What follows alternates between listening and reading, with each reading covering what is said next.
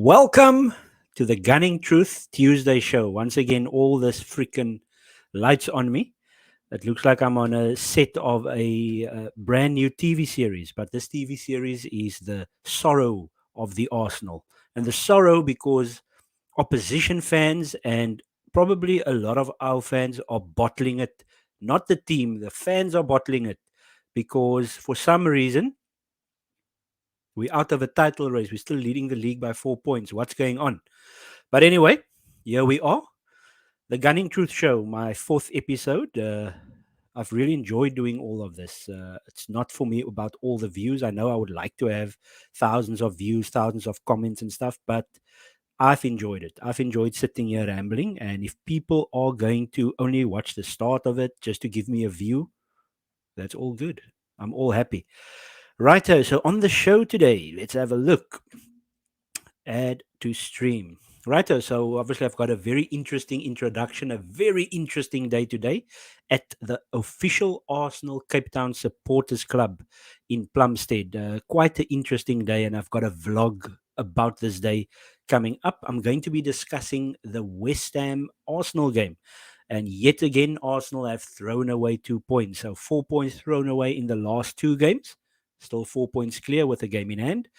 The monstrous, the demonic, the robotic Manchester City are on our tails. But if you listen to opposition fans, most of them have no knowledge of football. Most of them haven't watched us. Most of them have a hate stemming from years ago. Believe me, I hate their teams more. And what's the other nonsense? Oh, yes, our own fans bottling it. You've got people that are on social media negative for the sake of negativity. I mean, come on now, guys, grow up. But obviously, I was upset as well. I did a Monday reaction video. I was upset at the result, and everybody will be. We really want to win this league, and I don't want to put myself, because I'm the only one doing the show now, in a certain box that I'm the only one that wants this league. But I know myself as a person. I'm a winner. I support strange teams when it comes to rugby and cricket and those type of things. But my teams in the other sports have success, and success from hardships, success where it's against the grain, as in you are competing against teams with more quality. Okay, let's not say quality, but that special ability, if I can call it that, which is quality if you think about it. But I'm just thinking of the teams that I support in other sports, and generally my team comes up against, a team that maybe has a little bit more money invested into the team, or they have a little bit more quality in the team at that specific moment. However, I don't care. I still want to win. I'm not happy with this fourth nonsense, third nonsense. I predicted second, so I guess I'll be happy with second if we finish second. But we are leading the league by 4 points. Man City will mess up somewhere along the line. We need them to possibly not even lose. We need them to draw twice, and we need to go to the Etihad and get a point at least. But I'll get to that next week. Next Tuesday is the mammoth analysis prediction, whatever show, where I will be previewing Arsenal versus Manchester City at the Etihad. It's cricket score in terms of aggregate when it comes with regards to the aggregate score over the last couple of years. It's been a sad state of affairs at the Etihad. I remember uh, I think it was Song, Bentner, Eduardo in a clear win a couple of years ago. Well, a long time ago. I remember obviously the Cathola Giroud game, and then that was it. I think we might have gotten a draw there. No, we haven't got anything. We've got nothing since that Cathola game. So this is now Wenger's era, 3 managers after. But it is what it is. We move on. There's that word that I hate, and I'm saying it now as well. It is what it is. Maybe it isn't what it isn't. But anyway, the state of the title race, I'll be discussing that. I'll be discussing the Southampton game. Vital, vital game. And then my upcoming shows, I'll promote that as well. But now for the exciting bits. At Arsenal Cape Town Supporters Club, there was a young gentleman that decided to rock up. He's on holiday from the UK. Ian Wright, right. What a moment. I am old enough to remember Ian Wright in his, let's say, coming to the end of his peak, because obviously he peaked at a late age already. But I started obviously following Arsenal intently, 96, 97 ish. And in my vlog, I actually explained in my intro vlog that my first ever memory of him is when Bafana, this for people that don't know, and that's a dodgy name, by the way, South Africa played England at Old Trafford in either 95 or 96. And that was my first memory of Ian Wright. I think he actually got injured in that game. But I'm actually upset with myself. I promised that I'm going to go and check up on the game just to see what exactly happened there, because I was obviously very young and my mind was all on rugby. I was a rugby player and everything was rugby back in those days. But I obviously was a football fan as well. So you'll see there, that is going to basically be my thumbnail for the vlog. I'm going to be doing a vlog, Arsenal Cape Town, obviously put together a lovely event. And we were honored to be in the presence of Ian Wright for about 20 to 30 minutes. He signed, he chatted, he hugged, he shook hands, and I think that's absolutely brilliant. I'm not going to discuss the other way around, because obviously I'm not here to criticize, but obviously people are excited to see this man. I mean, I saw grown men wanting to cry, they kept their tears in, and obviously the excitement of a child in these grown men that was at the supporters club. And I was honored and privileged to be invited. I was sent a message which I didn't respond to at first. Apologies, Warren. And I thought it was a general invite for all people, and then I couldn't understand what it was for. And then I got the phone call that I was part of a VIP list of people. I mean, me that's in the northern suburbs, the other side of Cape Town, being invited especially to this event. And I'm not someone that is able to watch the games at the pub because I don't do pubs, number one. And I've been there before though, and it is an awesome, awesome environment. But I don't do pubs for personal reasons, and then I don't watch Arsenal football games with anyone other than myself. I need my own opinion, and then obviously it's not safe for the other people as well. So anyway, we'll move on from that. But I was absolutely privileged, and it's sad that not a lot of people the awareness of the show. It's very difficult to get awareness out there because number one, South Africa is going through a energy crisis. So if people have 30 minutes of their time, are they going to put up a show that they've never heard of before? So it's important to get it out there. So it's important to share, like, and subscribe, even though I don't do all what all these other YouTubers do, and I also don't rant unnecessarily. But all of that being said, absolutely honored to have been at this event. And if I can just get to a couple of images, we are still obviously in the process of getting all the images together. But just here, there is the image in front of a diet drink. Ian Wright. Ian Wright, right. And what an honor. And the gentleman obviously behind Ian Wright are people that was important in putting this together. So well done to them. A round of applause. If I had that sound clip thingy, then I would have had a round of applause. I'm not going to, like an idiot now, clap hands here. So I thought that was absolutely phenomenal. Excellently done from the gentleman that was there. And then there we go. Phenomenal. Now, there's a bit of a story here. First of all, on the left, I've seen that moment so many times. It was this guy's playing keepy uppy against defenders on the picture on the left. I don't know if it was everybody else's right and my left, but look at that wonderful signature. They both look the same. Wink, wink. And then obviously on the right, myself and my better half, she's watching. She and I, we really enjoy watching reality shows together, and we love watching I'm a Celebrity, Get Me Out of Here. And Ian Wright told me this guy could have just signed and did anything, but he told me he absolutely hated all the pictures taken of him there.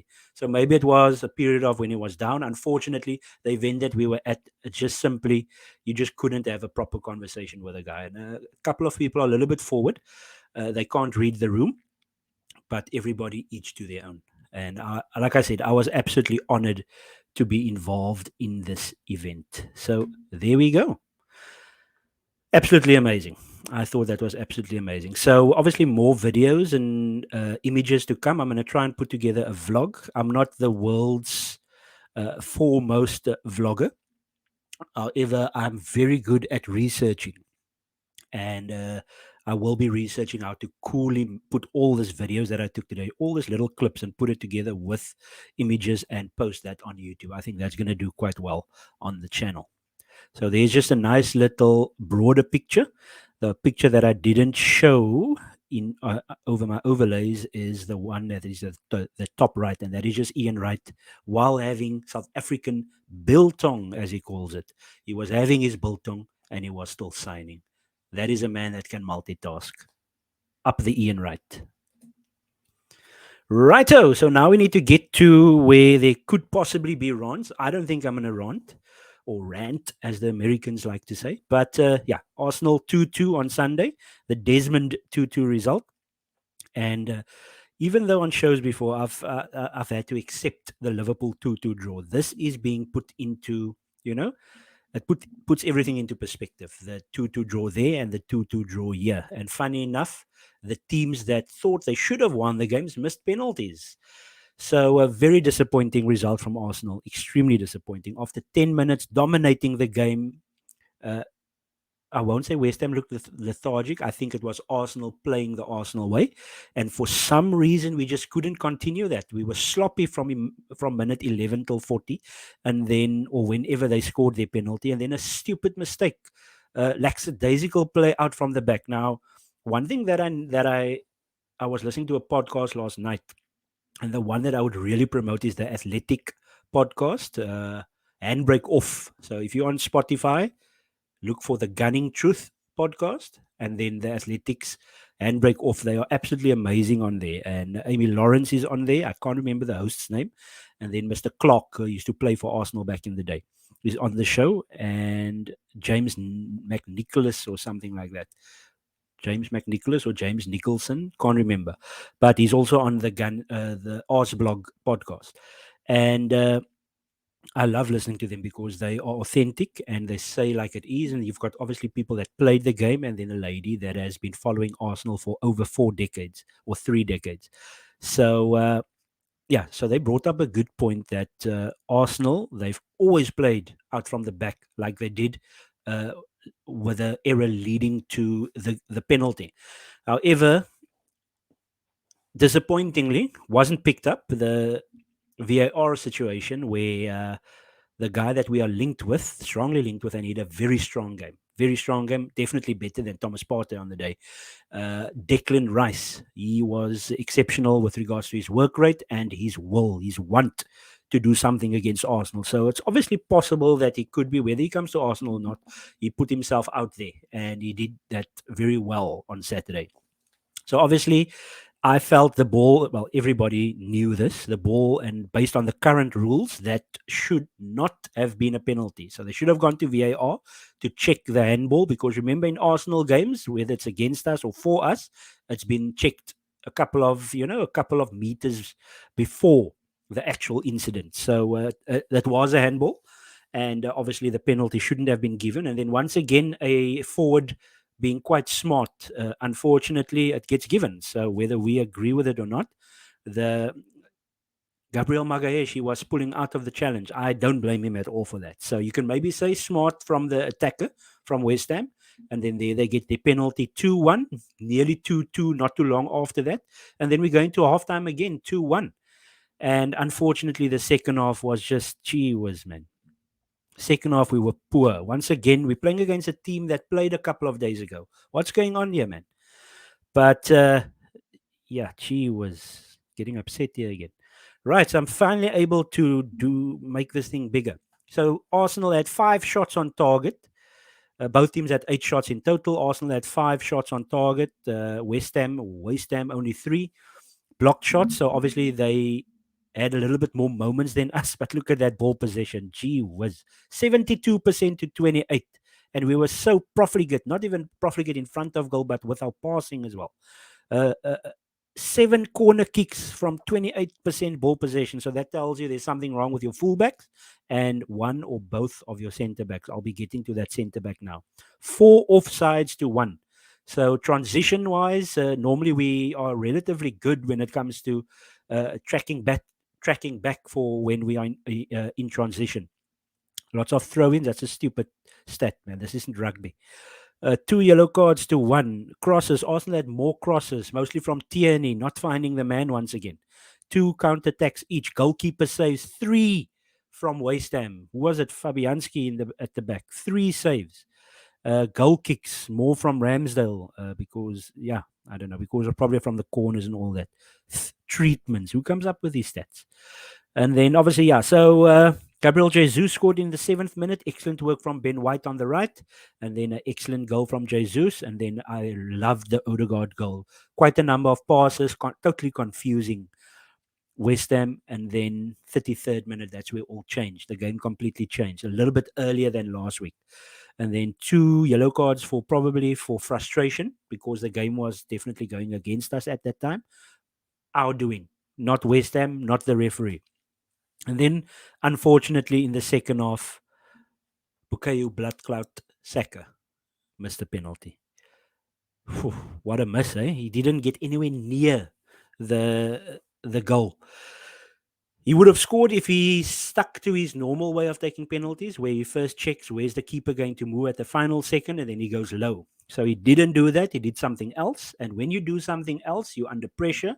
Your mind is doing all of this, going in circles. So that means that it's clear as daylight that the title race is starting to affect these guys.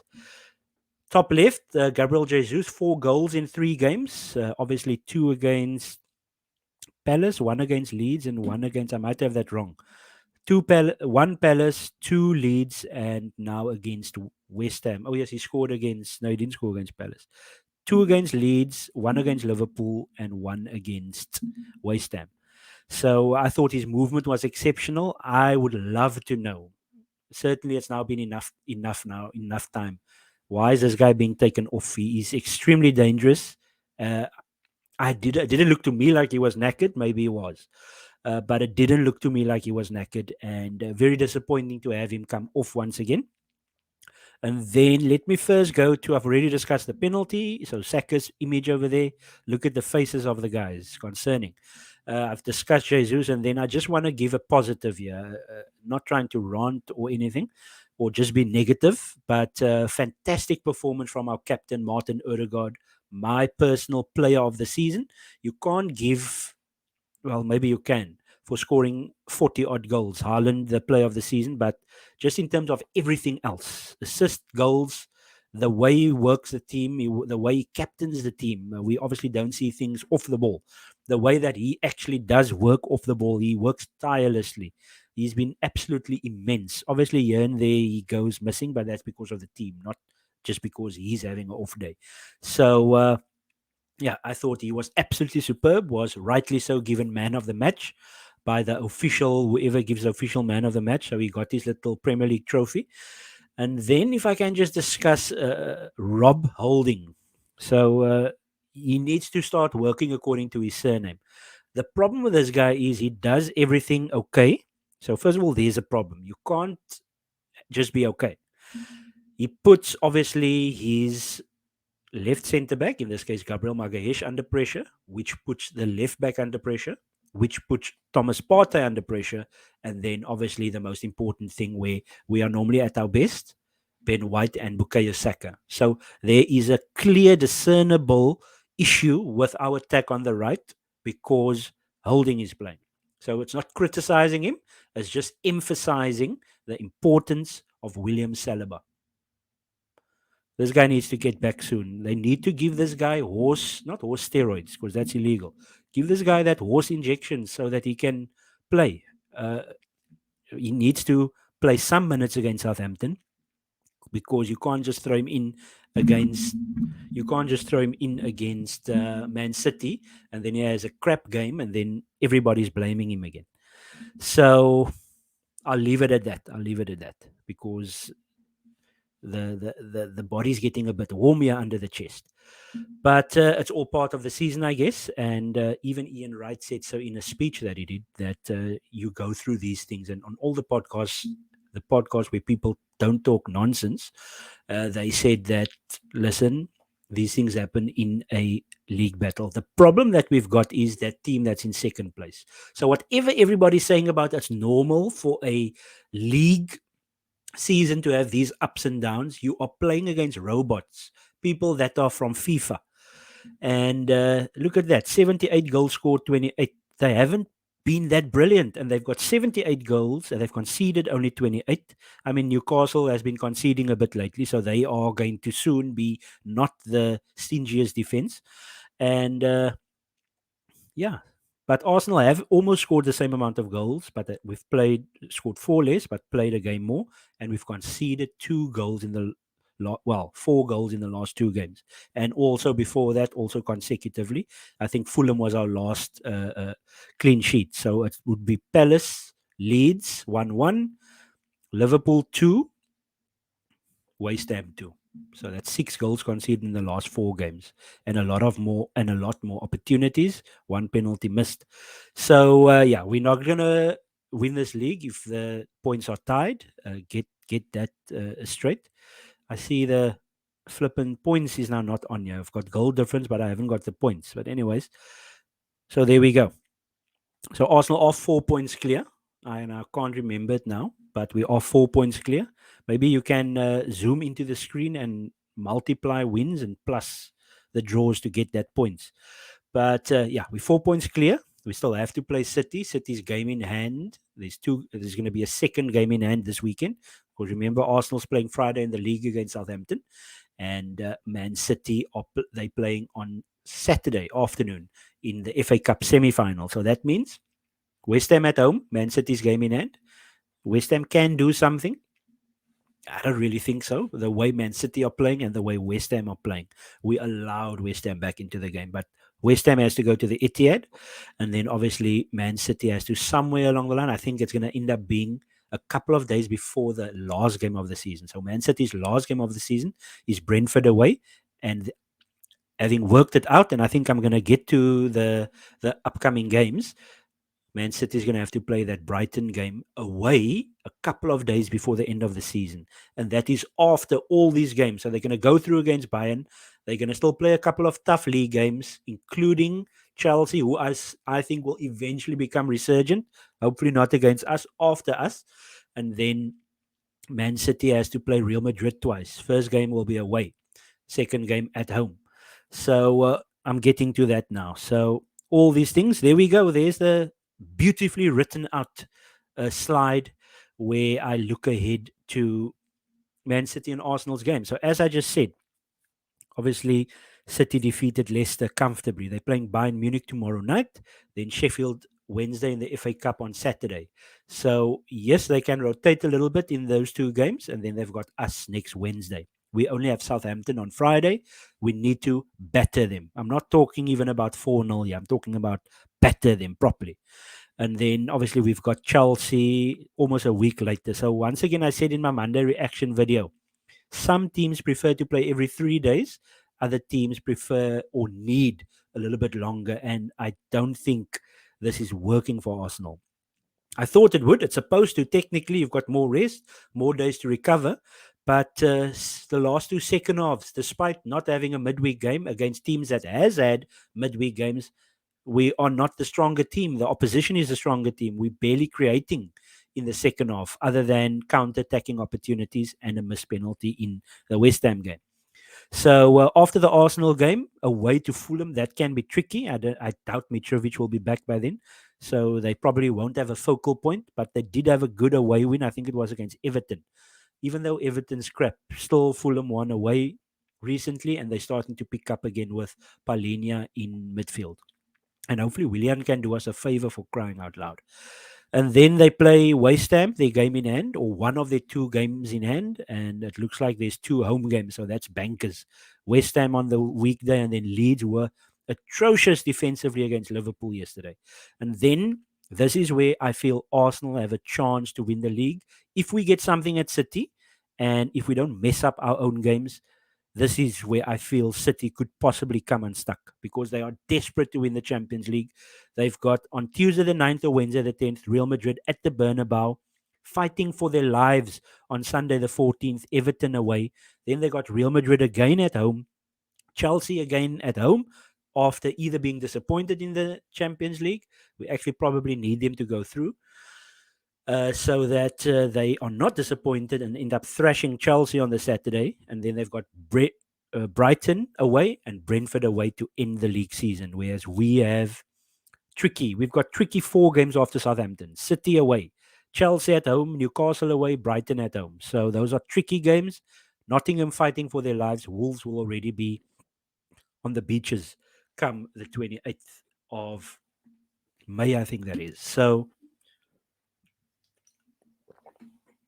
not easy, eh? Doing a 40 to 50-minute podcast on your own. Get thirsty, man. So, yeah, my hope is mid-May. Mid-May for Arsenal to possibly, well, we're going to need to do our jobs. Okay, so be it a draw at the Etihad. Obviously, if we win at the Etihad, we're going to win the league. As simple as that. But should it be a draw against City, or we need to get quite a big win against Southampton? Should it be against a draw against City at the Etihad, then we will really be strong heading into that final 5 games. And City, despite being strong, they've got quite a few things to focus on. And I'm hopeful that that Real Madrid games will take a lot out of them. Really, really hopeful. And there we go. Let's have a look at the Arsenal ladies team. Very proud of these ladies.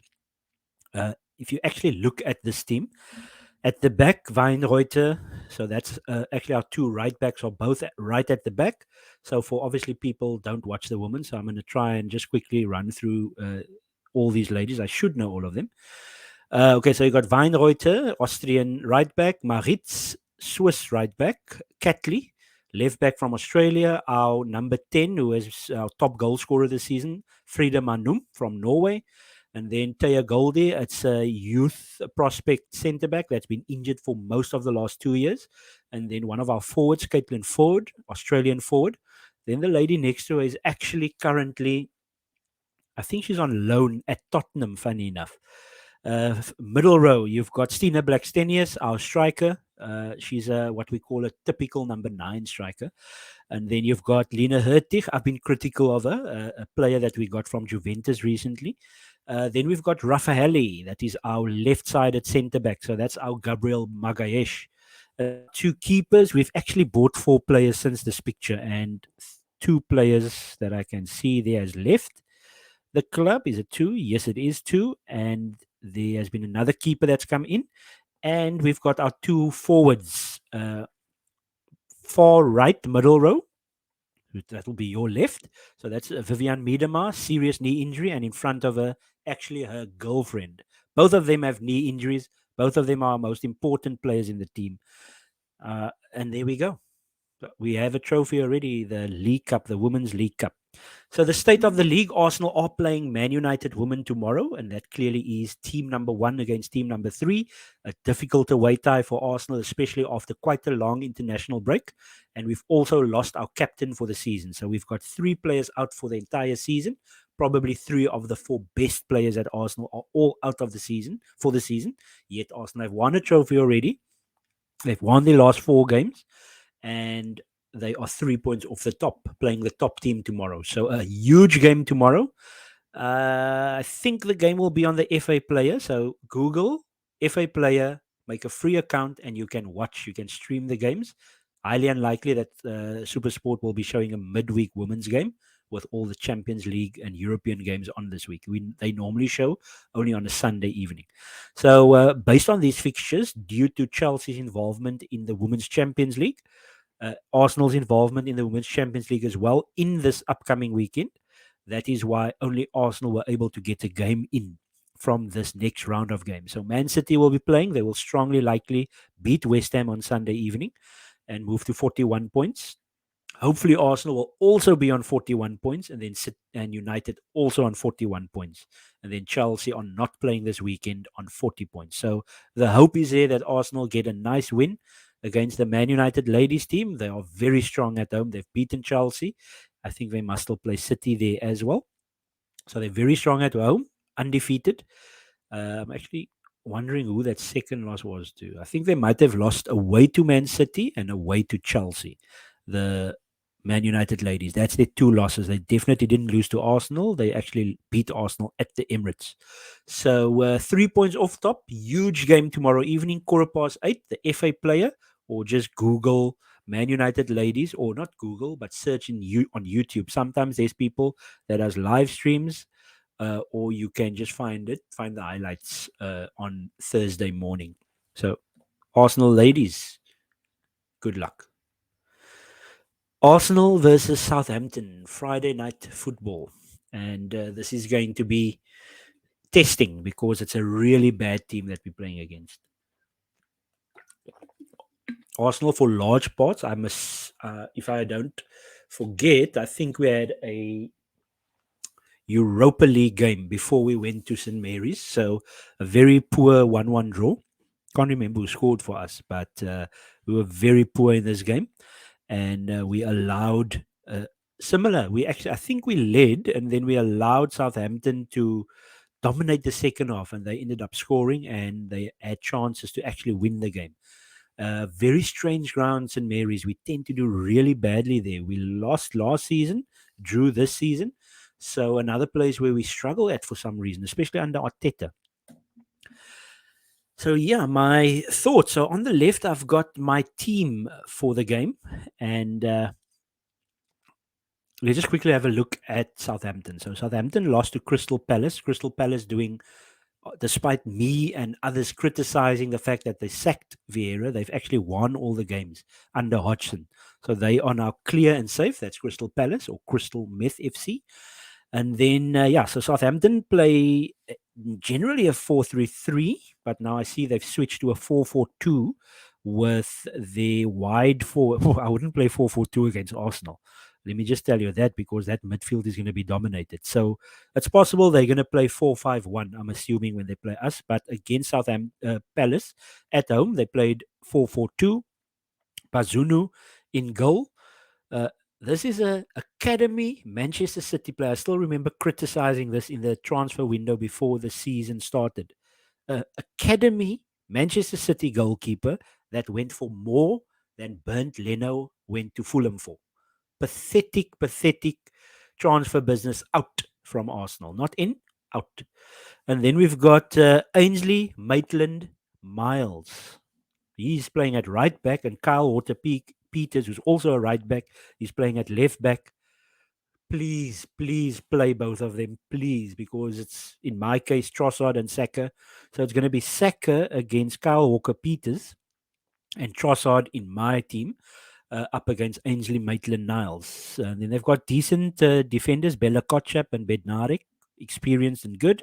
And then obviously James Ward-Prowse in midfield, and then Lavia, one of the holding midfielders that Arsenal are looking at. Kamal Dean Suleimana, also a decent player, very average to be honest. And then on the right wing, Theo Wally Walcott. This guy's got quite a good scoring record for Arsenal and a great scoring record at the Emirates. So watch out for him if he plays. Aribo and Alcaraz up front, not players that's they're very poor in front of goal, to be honest. I know they could end up now scoring, but yeah. So the right side for Southampton will be Maitland, Niles, and Walcott, and our left will obviously be Zinchenko, Xhaka pulling in, as well as Trossard in my team. I don't think there's going to be a change in the team, other than obviously Zinchenko coming in. But yeah, so just my I'm going to do tactics and team lineup all in one. And also the third point, because I was thinking of putting Jorginho. I was very impressive display from Thomas Partey in the first 20 minutes of both the Liverpool and West Ham games. And then for some reason, he just decided to start passing the ball quite poorly. Positioning is always good, laps up the ball, especially when we're under pressure.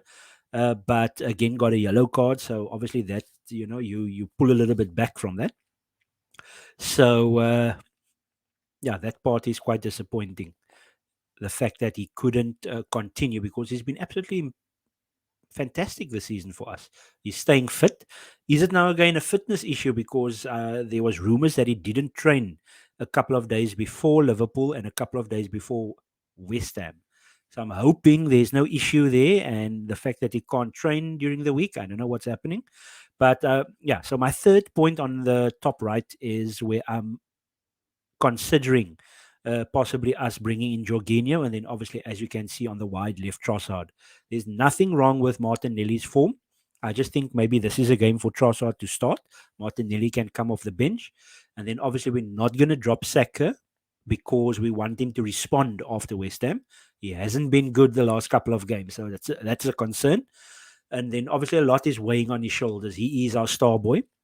And even in games, despite maybe not looking at his best, he still creates opportunities and probably creates opportunities for our other forwards due to the fact there's two or three defenders on him. So let's also look at it in that way. But he hasn't been great the last two games. And then Jesus, 4 goals in 3 games. You have to start him. He has to keep scoring goals leading up to the City game. So that is why. Otherwise, I would have gone Martinelli on the left, Saka on the right, and Trossard. But I feel Trossard needs to start this game because sometimes he doesn't look as good coming off the bench as he does starting. Whereas Martinelli can look good starting or coming off the bench. It's not being dropped, it's just using your resources. And then obviously, just at left back, I've obviously brought Zinchenko back in. He looks like he's going to be fine to start. So we need him to control the ball, especially in that spaces just behind Xhaka. And then also when he overlaps Xhaka, where Mr. Gabriel moves to the left, you've got Thomas Partey covering the space in front of Holding, and then you've got Ben White in possession pushing up or making it a back three. I don't know why this thing is bouncing here. So Ben White makes it a back three when we defend, and if Zinchenko is up the field. However, you could have Wally Walcott with his speed attacking that little area that Zinchenko leaves behind. So it's once again tactically going to be interesting. It shouldn't be a difficult game tactically. It's now really just all in the mind for Arsenal. So midfield three, I've kept the same, even though I'm thinking about Jorginho coming in for Thomas Partey. Thomas Partey can always come on in the second half, and obviously Thomas Partey will start against Man City. So vital also to, on one hand, protect him for the City game after 2 difficult games where his form has dipped in the second half. And then obviously I've gone Trossard just because I feel from a starting standpoint, he gives us probably not as much as Martinelli, but less than Martinelli in the form of coming on as a sub in this particular game. Martinelli, Jesus, Saka starts against City. Xhaka, Partey, Odegaard starts against City. Zinchenko, Gabriel, White, Ramsdale starts against City. It's a matter of can we get Saliba to come and play by the time we play Man City. So hopefully there's good news between tomorrow and Thursday with regards to training images or the press conference of Mikel Arteta in relation to the upcoming games and the injury situation. And then my final point is how do we use or get the best out of Kivio, ESR, and Vieira?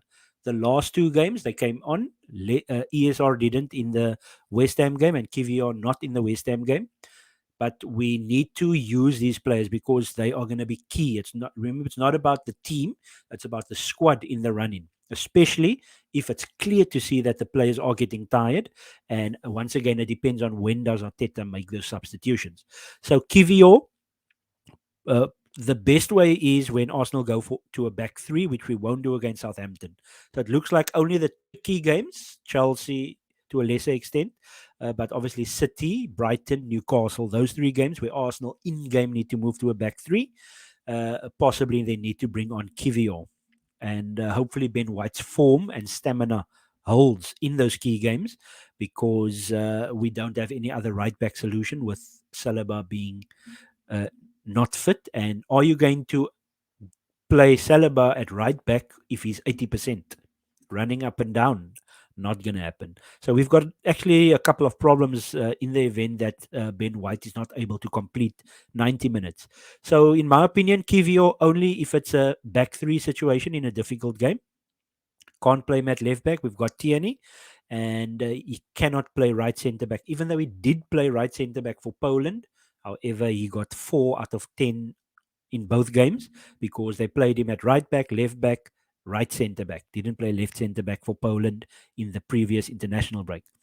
Smith Rowe, big mistake not playing him on Sunday. His ability to drive forward. Xhaka doesn't really drive forward. Thomas Partey doesn't drive forward. And Odegaard, they are intricate players. So in midfield, we needed to change Xhaka for ESR in that second half. We need to somehow get ESR involved for 30 minutes at least on Friday night. And then Vieira obviously came on, didn't have enough time to do much. And that is also a bit of a problem. These guys aren't playing games because we're out of all the cups. Their fault, obviously, the fringe players for not taking advantage.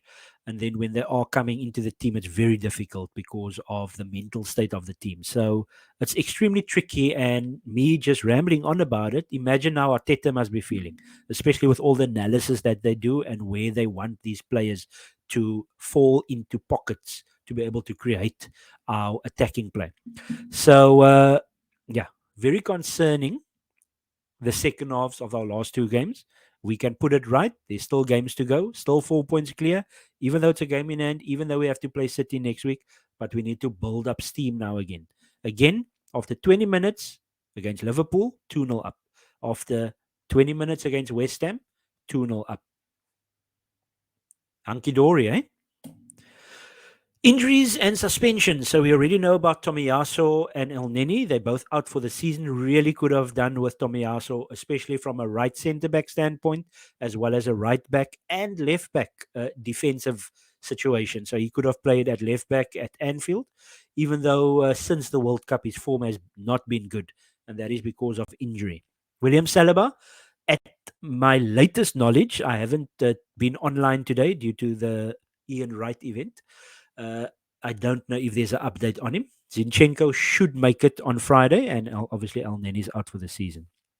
So Southampton's team, Orsic is a very good player. It seems like he's out. Livramento is out. Salisu is out.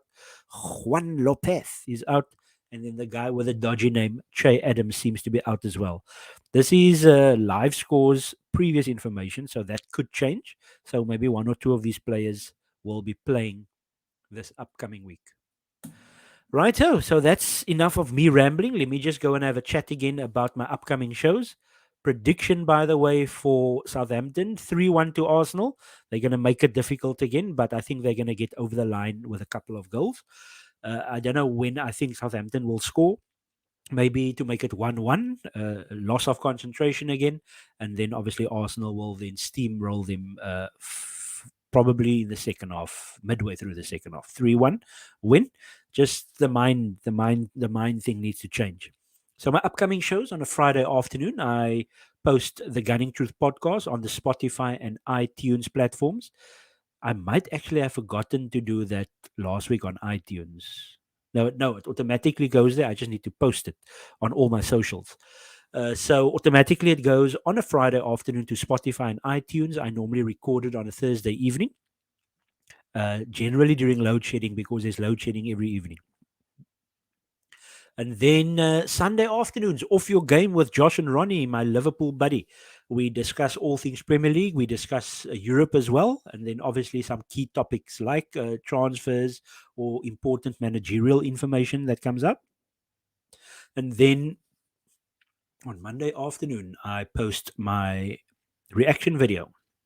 So my reaction video will be Arsenal Ladies Champions League semi-final, first leg.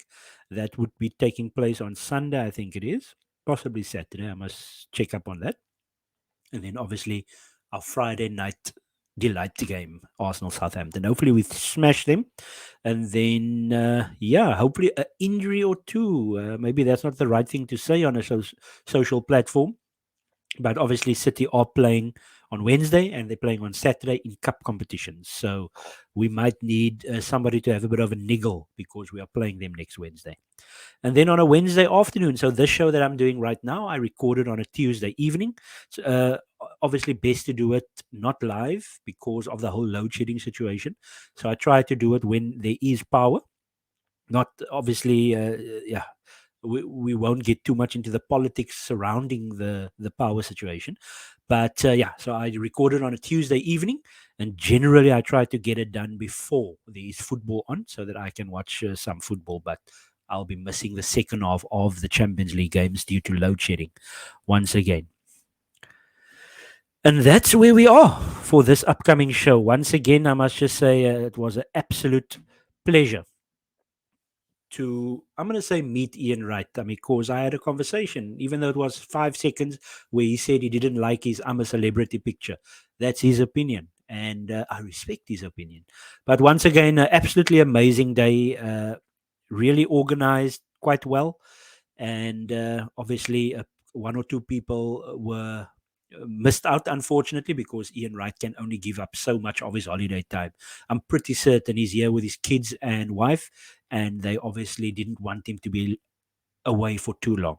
So, yeah, there we go. So Friday night, an absolutely massive game. I don't want to come on here next week or do my Monday reaction show and be in a situation where I'm boiling because we need to do our own job. And then we've got the big job after Southampton, and that's Manchester City away.